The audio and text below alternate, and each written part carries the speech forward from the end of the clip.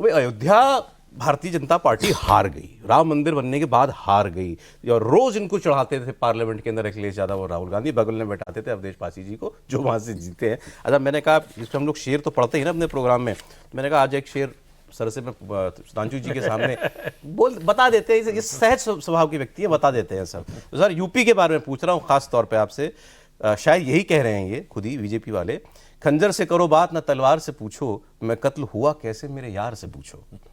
आगे, कुछ भूल हुई है तो सजा भी कोई होगी, सब कुछ मैं बता दूंगा, जरा प्यार से पूछो। सर बड़ा प्यार से पूछ रहा हूं, यूपी में क्या हुआ आपके साथ, अयोध्या में क्या हो गया?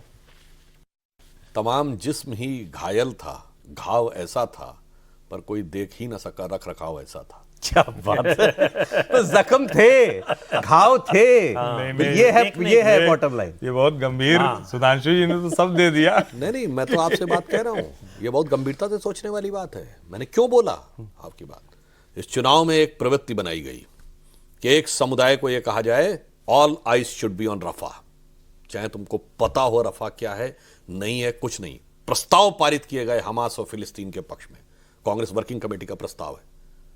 आज तक आपको कभी याद है किसी दूसरी फॉरेन इशू पे सोनिया गांधी जी के आर्टिकल्स हैं, अखबारों में लेख लिखे, प्रियंका जी का ट्वीट है, ऐसा कभी हुआ? तो एक समाज को तो वहां तक, और दूसरे को यह समझा के रखो all eyes should not be on Ayodhya.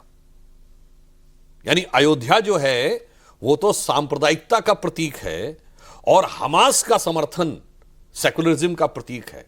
और यहां पर मैं बिल्कुल बात करना चाहूंगा बहुत स्पष्ट, और यह हवा में नहीं कह रहा हूं, वो मध्य प्रदेश के चुनाव के दौरान बुरहानपुर में कांग्रेस के प्रत्याशी ने खुलेआम हमास का समर्थन किया। केरल में हमास के समर्थन में बाकायदा वीडियो अवेलेबल है जिसमें वो लोग बोल रहे हैं। तो इसलिए, और जय फिलिस्तीन तक का नारा लग गया। इस गंभीरता को समझिए। इसलिए मैं कह रहा हूं ये किस ढंग के घाव भारत में करने का प्रयास किया जा रहा है। लेकिन पॉलिटिकल चुनाव की बात कर रहा हूं, इसीलिए मैं पॉलिटिकली भी कह रहा हूं। तो अब इसको क्या कर रहे हैं सुनिए, पहले भी नहीं बहुत करता था, साफ वोट नहीं करता था, ये अलग बात है। अरशद मदनी का बयान छपा है कल कि ये चुनाव जो है बीजेपी से मुसलमानों का बदला है। नहीं, बट मैं वही समझना चाह रहा हूं, वो तो हमेशा से आपके पॉलिटिकली आपके खिलाफ रहे ना, वोट तो नहीं करते थे। अब मैं आपको बता रहा हूं, अगर स्ट्रक्चर्ड रूप में इरेडिकेशन ऑफ सनातन धर्म कॉन्फ्रेंस होती है, ये बयान नहीं है, और 2 साल पहले डिसमेंटलिंग ग्लोबल हिंदुत्व कॉन्फ्रेंस होती है, तो मतलब बहुत साफ है कि 20% अपना है और 80 में टुकड़े करना है। टुकड़े क्या करना है? तमिल और हिंदी को लड़ाना है, उत्तर और दक्षिण को लड़ाना है, अगड़े पिछड़े को लड़ाना है, दलित सवर्ण को लड़ाना है, हर मुद्दे पे मराठी और उत्तर भारतीय को लड़ाना है, खूब लड़ाई के आधार बनाने हैं। तो ऐसा नहीं कि वो लोग नासमझ हैं, उन्हें पता है कि एक जगह इंटैक्ट और दूसरी जगह आप बात करेंगे तो हम विभाजन करने के हमने बहुत से आधार बना। जो भी स्ट्रैटेजी रही वो चल गई ना उनकी, ये तो आप मान रहे हैं। अगर चल गई होती तो हमारी सरकार कैसे कुछ हद तक मैं इसलिए कह रहा हूं जो स्ट्रेटजी बनाई गई है इसकी गंभीरता को समझिए और इससे किन लोगों को फायदा होने वाला है इसको समझिए।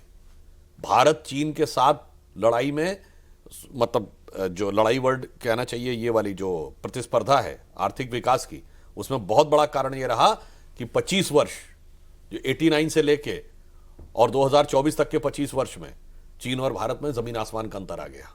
हमारे अनस्टेबल गवर्नमेंटें थी, हम डिसीजन लेने में वो होते रहे, बहुत सारी चीजें हमारी नेशनल सिक्योरिटी से लेके इकोनॉमिक पॉलिसी से लेके हर चीज प्रभावित रही। तो कौन नहीं चाहता था कि भारत में मजबूत सरकार हो? ये बात बहुत बड़ी बात ही समझा जा सकती है।